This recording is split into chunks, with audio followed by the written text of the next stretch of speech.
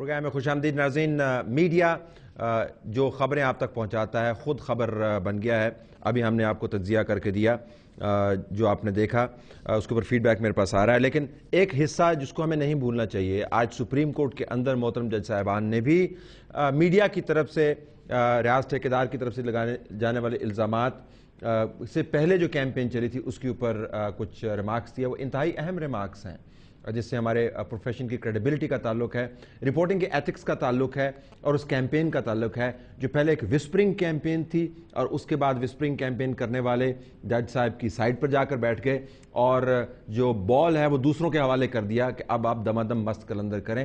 دمادم مست قلندر انہوں نے کر دیا تھا اگر کسی جماعت دل والے نے وہ کلپس نہ ریلیز کیے ہوتے جو اس نے کر دیے. میرے ساتھ مبشر زیدی موجود ہیں جو ڈان کے بیورو چیف ہیں, اور Faisal Shakeel who's from express news. آپ دونوں کا بہت شکریہ. ذرا let me start with you. Court کی آبزرویشن, جس قسم کا میڈیا کی طرف سے جو ایویڈنس آیا یا جو بات چیت ہوئی ایویڈنس کے بغیر, کورٹ کی آبزرویشنز کیا ہیں؟ دیکھیں طلعت, میرے خیال میں جو کورٹ کا کرکس ہے نا, اس نے میڈیا کو بھی کٹہرے میں لا کے کھڑا کر دیا. کورٹ کا یہ کہنا ہے کہ سارے مسئلے پہ جتنے سینئر, اور ایک جیو گروپ کا انہوں نے نام لیا ہے, اور انہوں نے کہا کہ اس کے جو گروپ ایڈیٹر ان چیف ہیں شاہین صاحبائی, انہوں نے بجائے یہ کہ وہ جوڈیشری کو انفارم کرتے یا فیکٹس کو ری چیک کرتے, انہوں نے بغیر کسی ثبوت کے یوٹیوب پہ ایک ویڈیو ریلیز کروائی اور جس میں الزام لگایا کہ جوڈیشری کے خلاف ایک سازش ہو رہی ہے اور ملک ریاض جو ہیں وہ اس کے روح رواں ہیں, اور انہوں نے چیف جسٹس کے بیٹے کو پھنسایا ہے صرف اس لیے کہ چیف جسٹس افتخار محمد چودھری کو کسی طرح مجبور کیا جا سکے کہ وہ حکومت کے خلاف جو کیسز ہیں انہیں واپس لے لیں, یا کم از کم ان کے اوپر وہ ایکشن نہ کریں جس سے حکومت ڈر رہی تھی. تو اب میڈیا کے بارے میں جب یہ کیس شروع ہوا کل, تو جسٹس جواد ایس خواجہ نے پوچھا میڈیا سے, انہوں نے کہا آپ لوگوں کے کوئی ایتھکس ہیں, میڈیا لاز ہیں, اور یقیناً ایک آئینہ دکھایا سب کو انہوں نے, جس بارے میں ہم کب سے بات کرتے آئے ہیں. آپ نے اس پہ پروگرام بھی کیے ہیں کہ میڈیا بغیر ایتھکس کے اور بے لگام ہو کے کسی طور نہیں چل سکتا. ہمیں بھی اپنے ایک کوڈ آف کنڈکٹ بنانا پڑے گا جو کہ شاید کاغذوں میں موجود ہے, پیمرا کا الگ ہے, اس کا اور مقصد ہے. جو پی ایف یو جے کا کوڈ آف کنڈکٹ ہے غالباً اس سے الیکٹرانک میڈیا والے زیادہ آگاہی رکھتے نہیں. لیکن اس کیس میں لیٹ می برنگ ان فیصل ہے. فیصل, اس کیس کے اندر جو کورٹ کی آبزرویشنز ہیں وہ محض ایتھکس کے بارے میں نہیں ہیں, کیونکہ یہ جو جتنی کیمپین چلی ہے, جس طریقے سے اس کا آغاز ہوا اور جس طریقے سے اس نے پیک کیا, اور آج کے بعد تو میرے خیال میں اس کا اختتام ہو جانا چاہیے, لیکن they would not give up, جو کرتے رہیں گے. اس کا تعلق تو جوڈیشری کے گرد حصار قائم کرنا ہے. تو یہ جو آبزرویشنز ہیں کہ ظاہراً جوڈیشری کے حق میں آپ بات کر رہے ہیں, یہ بتاتے ہوئے کہ آپ کے اوپر حملہ ہونے والا ہے, ایویڈنس آپ کے پاس ہے نہیں, وسپرنگ کیمپین بھی آپ کرتے ہیں. ججز, آپ نے آرڈر پڑھا, آپ نے رپورٹ کیا, were they really happy کہ اس طرح ہوا؟ نہیں جی, ججز بالکل بھی خوش نہیں ہیں بلکہ ناخوش ہیں اس تمام معاملے سے.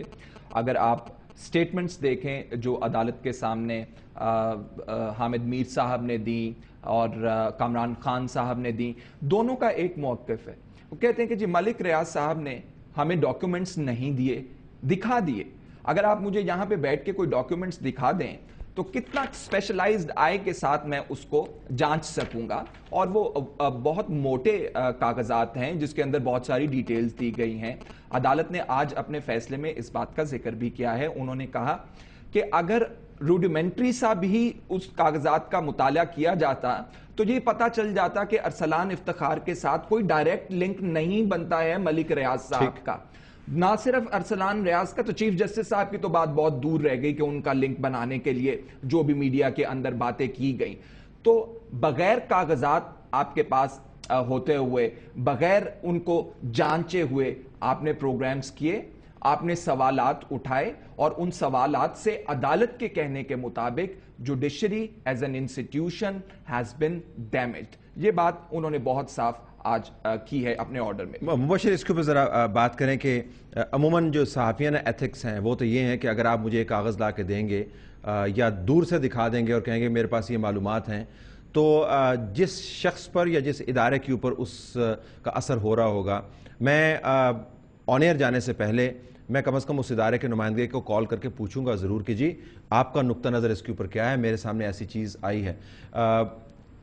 عموماً تو ہمارے پاس ڈاکومنٹ ہونی چاہیے، لیکن ایٹ لیسٹ میں یہ کروں گا. لیکن وہ تو کہتے ہیں کہ جج صاحبان کو ہم نے پہلے سے وارننگ کرنے کے لیے کیا تھا کہ this storm is coming towards, we are helping the judiciary, لیکن ججز پھر بھی خوش نہیں.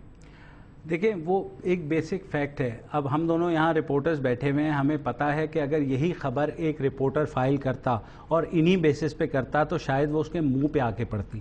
لیکن یہ اینکرز نے کیا، معاف کیجیے گا، بہت سے اینکرز اب ایسے ہیں جو صحافتی اقدار کا خیال رکھنے کے بجائے جو ہے وہ انہوں نے یہ سمجھ لیا ہے کہ وہ جو کچھ بھی کہیں گے they can get away with دس.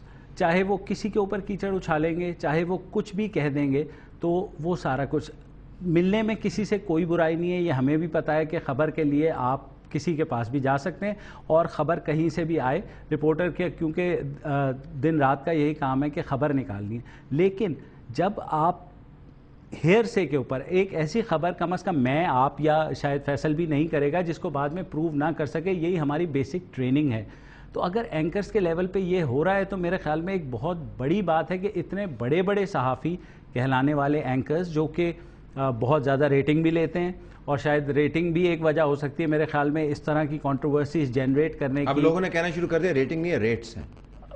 جو بھی اس کو کہہ لیں، میرے پاس فیڈ بیک آ رہا ہے، وہ کہہ رہے ہیں کہ ریٹس ہیں. بالکل. تو ریٹنگ ایک چیز جو بطور صحافی مجھے وری کرتی ہے کہ تمام فیلڈ کے اندر جو لوگ دیانتداری سے کام کرنے کی اپنی استطاعت کے مطابق کوشش بھی کرتے ہیں، ان کے اوپر بھی چھینٹا ڈال دیا ہے. یعنی ایسا ایک آپ نے گند ڈال دیا ہے، معذرت کے ساتھ یہ سخت لفظ ہے، کہ جو صحیح کام کرنا بھی چاہتا ہے تو لوگ اس کے بارے میں سوچتے ہیں ہاں جی ہم نے ان کو بھی دیکھا تھا، وہ بھی بڑی باتیں کرتے تھے. So that's a fundamental issue at stake. Let me take a break ہے. بریک کے بعد واپس آتے ہیں. تو کورٹ نے پھر ریاض ٹھیکیدار کو اتنی کھلی چھوٹ کیوں دی؟